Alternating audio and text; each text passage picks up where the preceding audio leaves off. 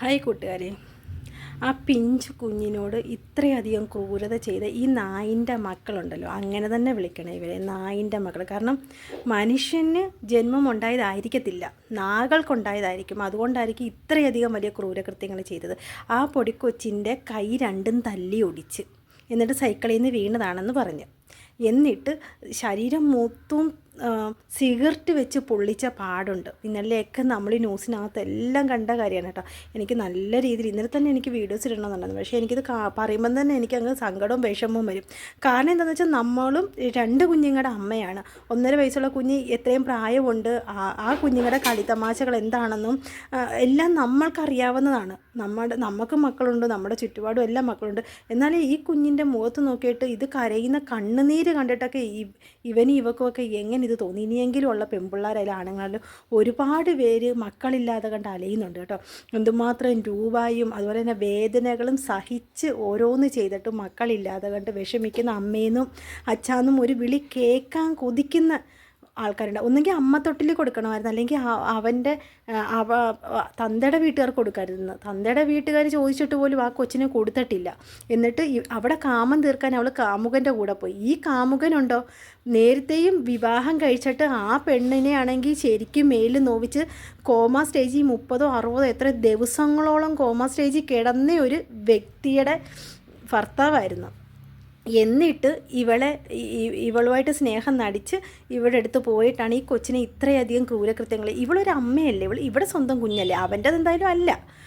എന്നാലും ഒരു പൊടിക്കുഞ്ഞിനെ ഇങ്ങനെയൊക്കെ ഇത്രയും ക്രൂരമായിട്ട് ചെയ്യുന്ന ഇവനൊക്കെ മനുഷ്യനാണോ എന്ന് തന്നെ ചോദിക്കണം കേട്ടോ. അതാണ് ഞാൻ പറഞ്ഞത് നായിൻ്റെ മക്കളെന്ന് പറഞ്ഞത്. കാരണം മനുഷ്യർക്കുണ്ടായവരാണെന്നുണ്ടെങ്കിൽ ഈ കാര്യങ്ങളൊന്നും ചെയ്യത്തില്ലല്ലോ.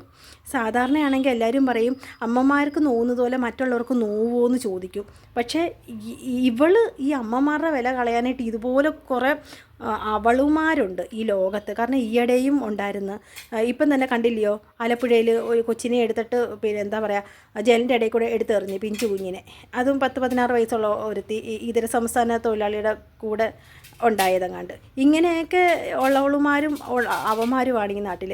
സാധാരണ ഒരുപാട് പെൺപിള്ളേർ ഭർത്താക്കന്മാർ കണ്ടവട പുറത്ത് കയറി പോയിട്ട് കുഞ്ഞുങ്ങളെന്നും പറഞ്ഞുകൊണ്ട് അതെല്ലാം സഹിച്ച് കുഞ്ഞുങ്ങളെന്നും പറഞ്ഞ് അവരോട് പിന്നെയും ജീവിക്കുന്ന കുറേ പെൺപിള്ളേരും ഉണ്ട്. അതുപോലെ തന്നെ ഭർത്താക്കന്മാരും ഉണ്ട് കേട്ടോ. കണ്ടവൻ്റെ പുറത്ത് കയറി പോകുന്ന പെണ്ണും പിള്ളേ കുഞ്ഞുങ്ങൾക്ക് വേണ്ടി വിളിച്ച് വീട്ടിൽ കൊണ്ടുവന്നിട്ട് പിന്നെ അവരെ നോക്കുന്നതുണ്ട് നമ്മുടെ ഈ സമൂഹത്തിൽ, നമ്മുടെ ഈ കൊച്ചു കേരളത്തിൽ അങ്ങനെയുണ്ട്. പക്ഷേ ഉണ്ടല്ലോ, ദൈവത്തിൻ്റെ സ്വന്തം നാടായ ഈ നാട്ടിൽ ഇങ്ങനെയൊക്കെയുള്ള കുറേ അളിഞ്ഞ കുറേ കാര്യങ്ങൾ നടക്കുമ്പോഴുണ്ടല്ലോ, നമ്മുടെ നിയമത്തെ തന്നെയാണ് നമ്മൾ പഴിച്ചാരേണ്ടത്.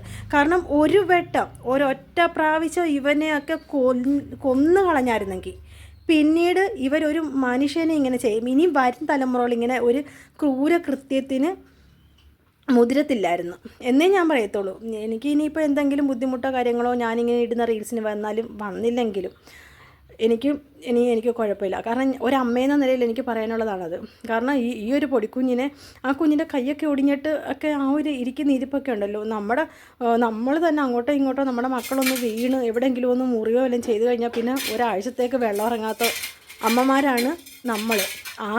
നമ്മുടെയൊക്കെ മുന്നിൽ ഇങ്ങനെ ഈ കുഞ്ഞിനെ ഞാൻ കണ്ടിട്ടില്ല, നിനക്കെന്താ ഇത്ര ഇതെന്ന് ചോദിച്ചാൽ ഞാനൊരു അമ്മയായതുകൊണ്ടാണ് ഇത്രയും പറയുന്നത്.